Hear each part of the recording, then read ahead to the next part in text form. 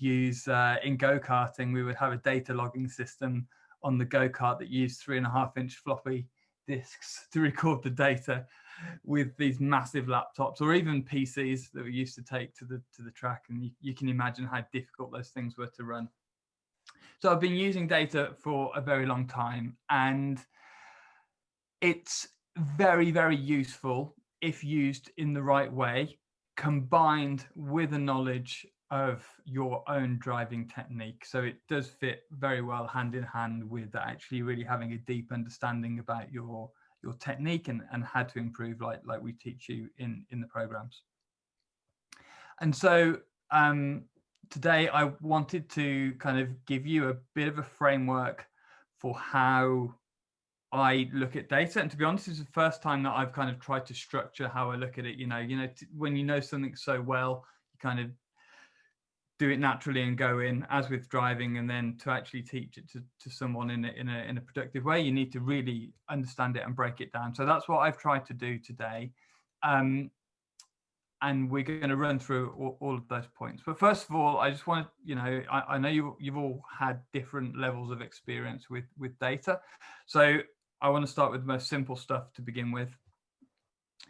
Why is data useful, and how can we use it? And as I mentioned, the best thing about it is when you have a very good benchmark lap against someone who's got good technique and is fast.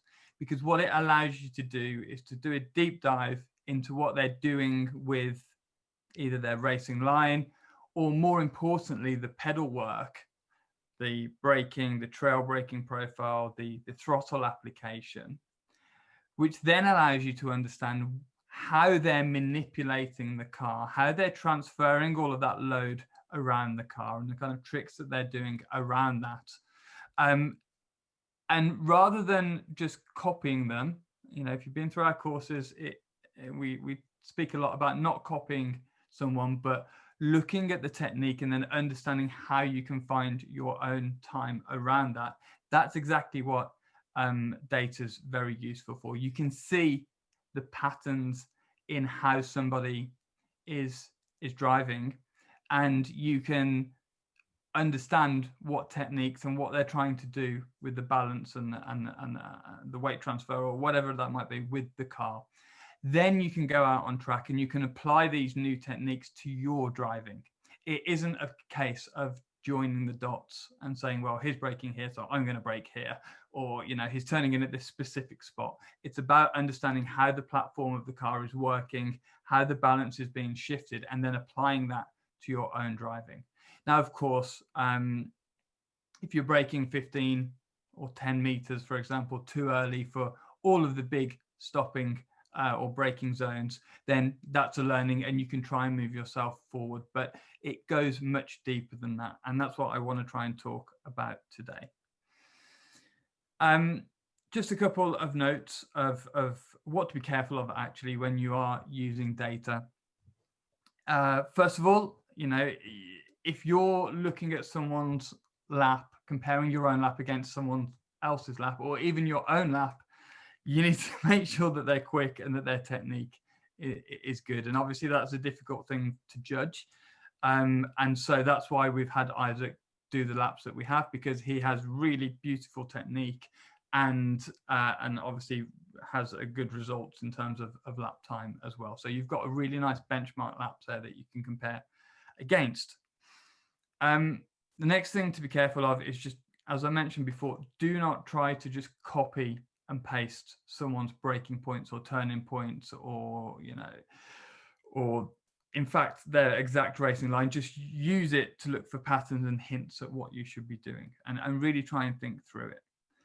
And then the other thing to be careful of is, we've got so much data here, so much quality information, that it's very easy to look at it, feel overwhelmed, and just really not use it. And hopefully what I'm going to show you today is kind of the most important things to work on, getting into more and more detail. And then from there, how do you apply that to going out onto the track and going quicker on the circuit? Again, it's important that you give yourself just a few core things to do when you go out on the track, as opposed to looking at your data and say, okay, turn 1, I'm on the brakes 10 meters too early. Turn 2, I'm missing that apex by 3 meters. Then I'm getting on the throttle a bit early. Oh, he's trail braking deeper than me in turn 5. Going out with this massive list of things to do, which just isn't going to happen. So what you need to do there, in summary, is look for these patterns and then just go and work on one pattern at a time, which I'm going to get into in a bit more detail as we go through this seminar. So I'm just going to share my screen with you. We've got a couple of laps up already. I actually don't know whose laps these are, but so we've got Craig Connolly. So we've got 2 laps. The second driver is 2.7 seconds off the quicker driver. And we've got the main view here. Now, looking, the first, what do we look at first? It's quite a difficult question, actually, because we kind of need to look at a couple of things all at once. But the first thing that we need to really make sure is that your racing line is at least somewhere pretty close to the benchmark lap. And so what you're looking for straight away is a pattern around the whole lap, because that means that you can then go and change this kind of fundamental issue that you might have across a number of laps. And when you do that, maybe it's half of the corners where you do need to improve, then you make significant gains. So this can be things like the phase of the corner. Are you typically turning into the apex too early? So you'd look at the line, say, okay, am I turning in too early or am I turning in too late? Am I on the apex in the middle of the corner here? Am I on it? Am I wide of it? On the exit, am I a bit tight? Am I a bit wide? Am I coming out too early? You want to just have a general look at the racing line. And so here we have the faster lap is the blue line, and the slower lap is the red line. So let's start from turn 1, actually. Let's come around here. So we've got the faster lap as the blue line. So turn 1, you can see is a bit wider coming through here on the entry than the red line. Then at the apex around here, they're pretty much matched. That's fine. Turn 2's all fine. Into turn 3, the faster lap is turning in a bit earlier. So that's different to turn 1. Again, into turn 4, I think it is here. He's not actually going out quite as wide and turning in a bit earlier, and then using a bit more road on the outside. Down to Brooklands, line's absolutely perfect. Luffield is a bit wider around the outside here, if you can see that on the entry. Into Copse, the blue line turns in a bit earlier. So you can see here that the pattern's coming out, that the faster driver is actually turning in a little bit earlier than the red line. So the red line squaring the corners off a little bit more, which might lead to, and here at Stowe as well, you can see the blue line's a little bit turning in a bit earlier. The exit's generally the same. The apex is pretty much the same. So the pattern that I'm seeing here, apart from turn 1, is that all of the corners, the red line, the slower line, is turning in a little bit late and a little bit wide, which means that you might not be able to carry quite as much entry speed in, because at this point here, if you can see my mouse, the red line's actually got to turn a little bit sharper. If you're turning a fraction earlier and a fraction softer with the steering, then it means that you can carry a little bit more speed into the apex. So that's the first thing that you want to check. Have a check of that, see if there's any patterns. And you can see there quite clearly that on all but one of the corners, the blue line is turning in, the quicker line is turning in a fraction earlier and a little bit gentler with the steering. So let's go back to the telemetry. So what I would suggest to this driver after looking just at the line would be to go out and just try, get your vision up the road a little bit earlier. So get your vision on the apex a fraction earlier, which might draw you in to the apex a little bit earlier, and go and practice that. And, you know, initially just go around at 80%, build up, try and be consistent. But the general pattern is that you need to turn in a little bit earlier, a little bit softer, and get the car into the apex, the same apex, because the apex was right, but just that little bit more diagonally across to the corner. And we're only talking a couple of meters here. So if we, let's have a look. So turn 1, turn 2, turn 3. That was a big difference. Turn 4. Let's go down to Brooklands was perfect. Luffield here. I think this is Luffield. Yeah. So he's like 2.5 meters offline. So the red line, which was the slower line on the lap, is the red line here too. He is 2.5 meters wide at Luffield, which is the tightest right-hander at Silverstone. So he just needs to bring the car in a fraction more there. So into the data itself, there's obviously a lot going on here, and we've got numerous channels, but the main ones that you initially want to look at, first of all, you want to check out the time delta. So the one at the top here. This is the difference compared to distance around the lap in time. So rather than just looking at the speed, you want to look at the time difference, because that will make it very obvious where you're losing the most time. So through turns 1 and 2, you know, we're losing a tenth of a second, but then through 3 and 4, he's losing 9/10 of a second. So that's almost a second there on the delta, minus a tenth that is lost through turns 1 and 2, and that's 9/10 of a second. So notice first of all how I'm actually looking to the end of the following straight. So if you're looking to see how much time you lose through a corner or a sequence of corners, you should look at the time delta just before you get on the brakes for that section, and then look all the way down to just before the next time you get on the brakes. Or alternatively, you can use the little tool here, which pretty much does the same thing. But for the moment, we're still looking across the whole lap, so we can see where the biggest time differences are. So you can see here, if we're looking, we've lost the most time in turns 3 and 4. Bit of time here in Brooklands and Luffield, but not quite as much. Not too much. So what, 4/10 of a second in Maggots, Beckett's, and Chapel, the sequence of corners there, and then Stowe's pretty good down at the end of the Hanger Straight, and then a little bit more at the end of the lap.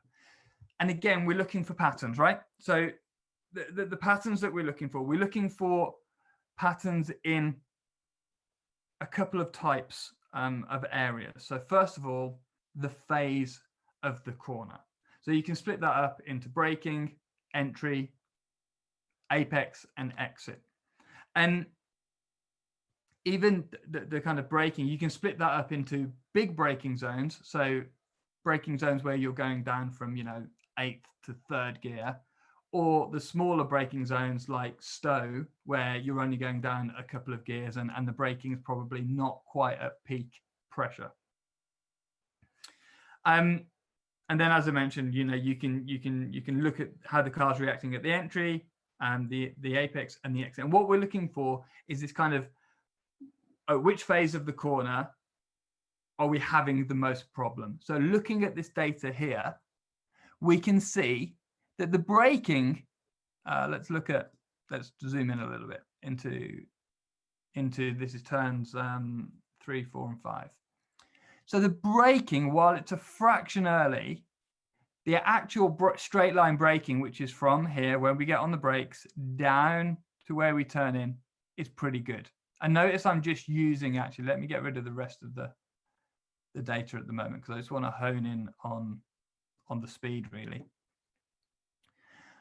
What we're looking for is the efficiency on the brakes here, but then the entry, so this is where we're turning into the corner here, and you can see it on the map on the left. This is where we're turning in, and you could look at the steering angle as well, but if you get used to these patterns, you'll understand this. So he's carried on linearly slowing the car down and then turns the car into the corner.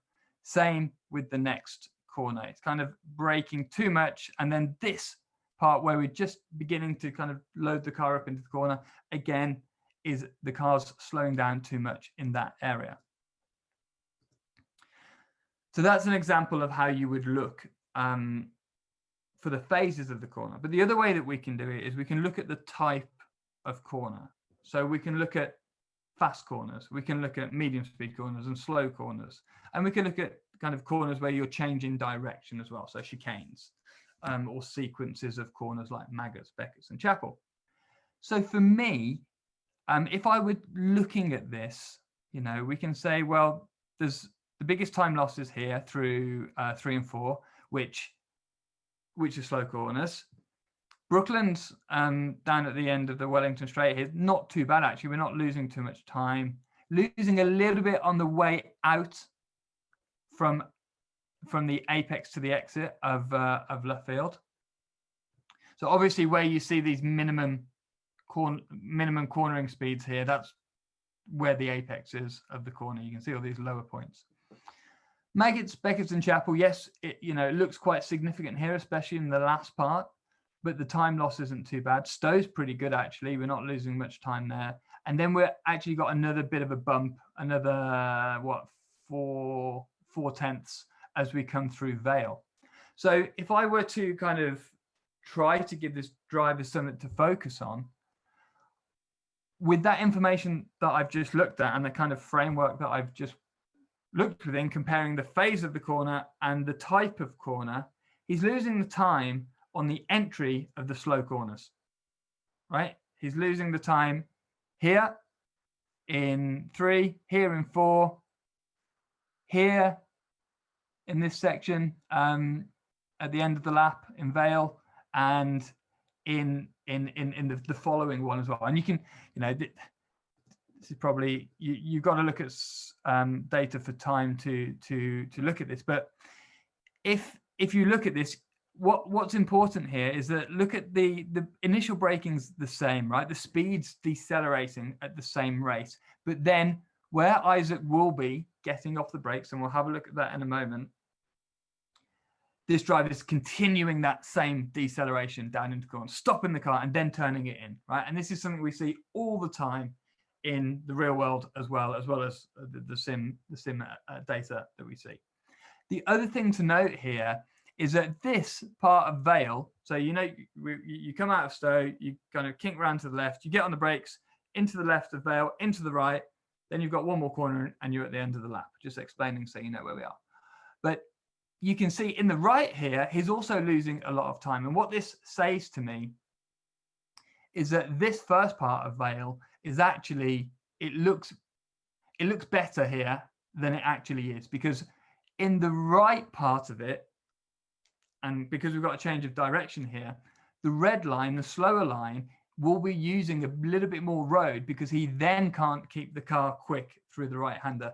He's compromised more through the right-hander, whereas Isaac, or whoever's lap this is, has slowed the car down a little bit more in the left here, kept it under control, being a bit more conservative with his track usage in the middle of that corner, which then enables him to open up the second part of the corner. So let's go back to the main view. So the next level, the next thing we want to do is really hone down on, now that we've identified, okay, the biggest problems are on the entry to the slow corners. Let's really zoom in and have a look, going to the next level of what's actually going on with this driver. So we're going to zoom in to 3, 4, and 5. We're going to add in the braking. It's the most important thing that we want to be looking at. That's someone's computer squeaking, or is it mine? Here too. Ah, there we go. It's gone. It's gone. Great, thank you. So we're going to zoom in here and have a deeper look, right? We only really need to look at the braking here. We could put the coasting on as well, which I love this part of the tool, which I'll go into in a bit more detail. So what we're looking for here is the brake pressure and what's actually going on between the two pressures, which then in turn affects the balance and the dynamics of the car. So we've got the speed trace here, you've got the map on the left, and we've got the braking trace here, which goes from 0, obviously, up to 100. What I want you to do is to not worry initially. You can see there's a difference here between the braking point. Don't worry about that from the get-go. What's more important is that you get the car to react properly in the mid-corner, the apex and the trail braking, what is essentially the difficult part of the corner, and then work on the absolute braking point a little bit later. Because what happens is if you just try to push later on the brakes, right, and take out, let's see, he's braking it initially on the brakes at 800 meters, and then the lap here, it's like 8 meters. It's not much at all, but makes a bit of a difference. But if you try and do that with the current way that you're driving into the entry of the corner, you're just going to run wide. The issue is in the mid corner and how much grip you've got at the mid corner. So you need to fix the problem at the mid corner first, get the minimum corner speed around this area right, and then after that work on the absolute braking point, by which point you'll probably be able to brake later anyway, because essentially you'll be balancing the car better in the mid part of the corner. So let's really get into detail with this braking pressure. So obviously we're up at 100%. Now, if you take a look, the red line, the slower lap, he's coming off the brake pedal much more quickly. So he gets off it later, which is why we have this excess deceleration here. So think about what's going on with the car. The nose of the car is down into the corner, into the track here. You're overslowing it and then having to come off the brakes very quickly because you are slowing the car down too quickly. Whereas the other lap is much more progressive coming off the brakes here, which means that when the car rises up and you're shifting that balance away from the front and to the rear, it happens more gradually. And as we talk about in the masterclass course, if you shock the car, you lose grip. Okay, and that's why the purple line, the purple driver, is able to go through the corner faster, right? That it's as simple as that. And then in the second part of this section, so going into turn 4, it's the same story. In fact, this driver is later on the brakes. The slower driver is later on the brakes because he's probably trying just to push through being faster. Stamps on it more, so the deceleration is more, keeps it on as he's turning in, overslows the car, and then again pops off the brake and doesn't try and loses control of the front of the car. Whereas the purple line, the faster driver, brakes earlier, which I talk about in the masterclass as well. Sometimes you just you don't want to disrupt the balance of the car quite as much. It's much more finesse. Earlier, not as big of a peak, but then the trail part of the braking, this important control part of the braking, as we call it in the masterclass, is shallower but much longer because we retain the control in the front of the car. So just through looking at these two corners, this driver needs to work on the finesse of the trail part of their braking, okay, the control part of their braking. So let's go and look at the end of the lap as well to see if that's a similar story. So it's 16, 17, 18 down into Vale. And what do you know? It's pretty much exactly the same. The braking point's right, but then we've got this excess So the red line's got excess braking when we should kind of be creeping the car into the corner. And then he comes out of it very, very quickly. This is the most common problem across all drivers, is that they'll pop off the brakes like this. Whereas the purple line, the quicker line, actually begins the brake release a little bit earlier, and then is much, much more gradual and smooth with the trail braking. Now, it has got a little lump in it. I would like to see it a little bit better than that, but you know, we're always chasing perfection. But the important thing is, look at the length. Look at the length of how long he's bleeding off the brake. It's, you know, it's double, if not more, than the red line. And especially this trail braking part of it is much longer, much more drawn out. So he's retaining the control while he's turning the car into the corner. There's many problems that you can have, but I will say that this is by far the most common one. Let me zoom out again. So what's important with this data, and this is just one example. I'll send you the kind of breakdown that I've done, because I've actually just got into this a little bit more because I really wanted to show you how that makes sense.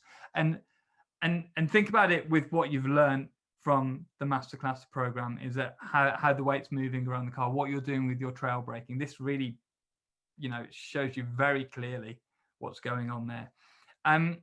But it's the way that you use this. So where do we go with this information that we've got now? What we've done there is distilled the biggest problem that this driver's had. I could analyze it for 2 hours, right, and make a list of 15 things that this driver needs to do. That would be pointless, because they couldn't go out and do it all at once.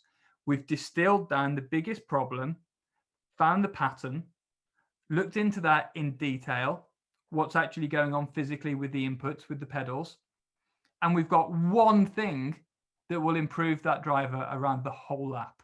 You know, not just in these sections, but if he gets this right, he'll improve around the whole lap, because he'll be much more sensitive on that brake pedal.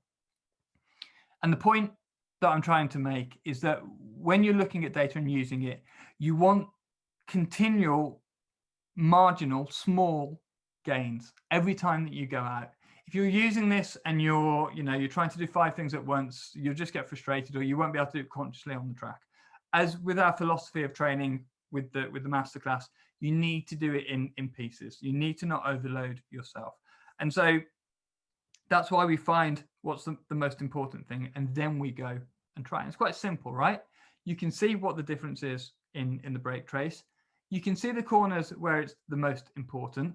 And luckily, they're actually quite a distance away from each other. So what I would suggest to this driver is to go out and do 10 laps, 15 laps, solely focused on thinking about this trail braking. What I'd actually say to them, if they were doing the masterclass course as well, is to go and practice on the oval as well, and go and do week 3, I think it is, in trail braking, to get that sensitivity in the brake pedal. But if you're just using F1 2020, turns 3, 4, and Vale at the end of the lap, go there and really try to actually consciously come out the brakes a little bit earlier than you think, and then bleed off them, but keep them on a fraction longer than you were previously, and see what that does to the balance of the car. Don't just go out there and try and brake later. Use your same braking points. You know, you could see there that the braking points, they were pretty much bang on. But like I said to you, what's important is that you get the mid-corner balance of the car right first, and then get the absolute braking point. Then I would suggest they go and do those laps, come back out and go back and look at how their technique has changed and if it's improving.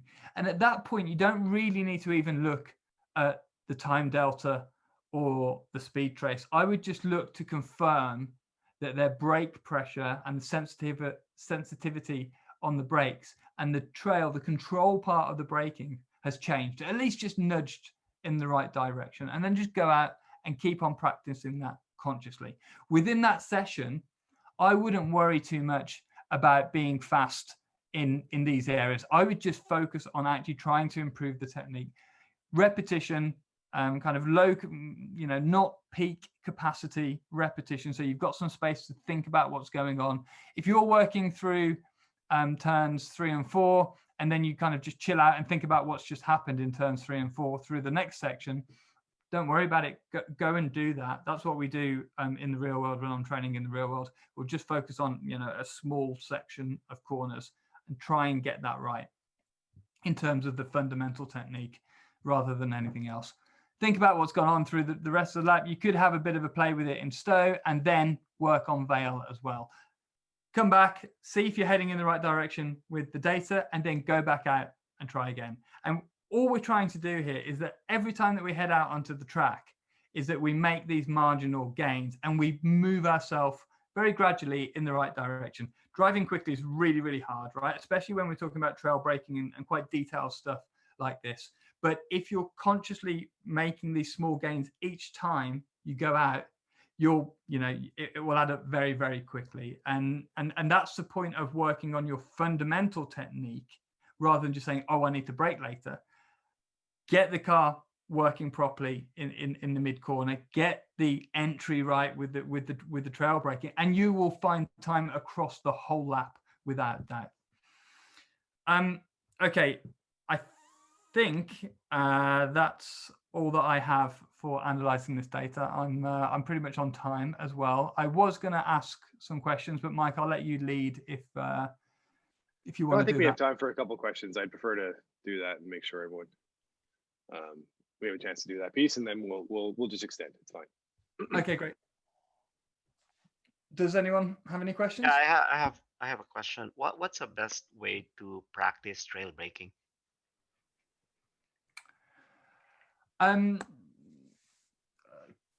The simple answer is consciously.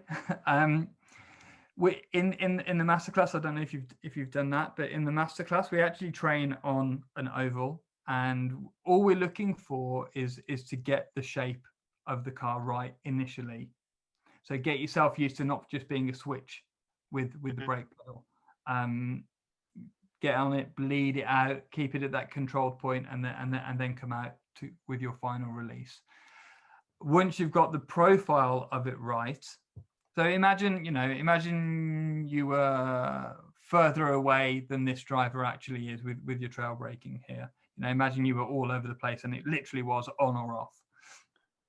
I would say to you, don't worry too much about the peak pressure, but actually just try and get the trail part, this kind of nice bleed off with the pressure, get that right first, because that means that the car will be behaving more friendly, more kind of damped as you enter the corner, and that means that you'll keep it much closer to the limit in quite a stable way. So get the shape right first. In the masterclass, we do this on an oval. Mm-hmm. The reason being is that you have two corners that are pretty much the same, and you can just practice and practice and practice, and then take a look at the data and then go and practice it again.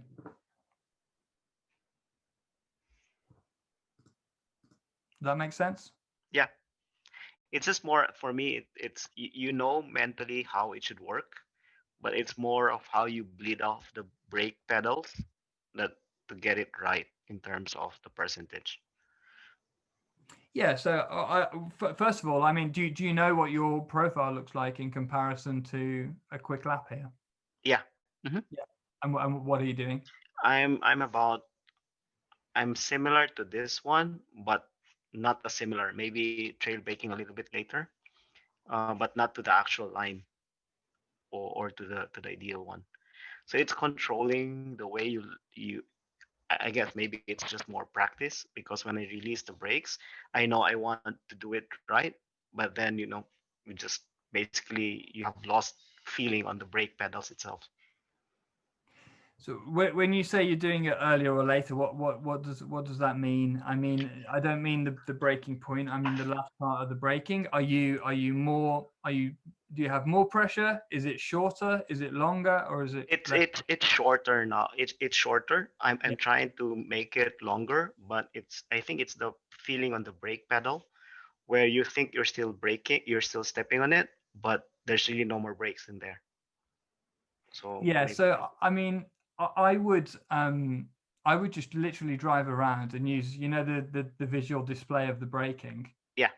I'd drive around and just look at that, and well, you can actually go the other way. So it's quite difficult trail braking when you get on the brakes really hard and then you release them. That bit's quite difficult. But if you go the other way and just practice, actually just accelerate down a straight, get up to, you know, quite a high gear, and then just get on the brakes at like 10 or 20% and do that over and over again, you'll actually understand where this point is, and you'll understand what that looks like in the game, and what audio you're getting, and what position your foot is on the brake pedal.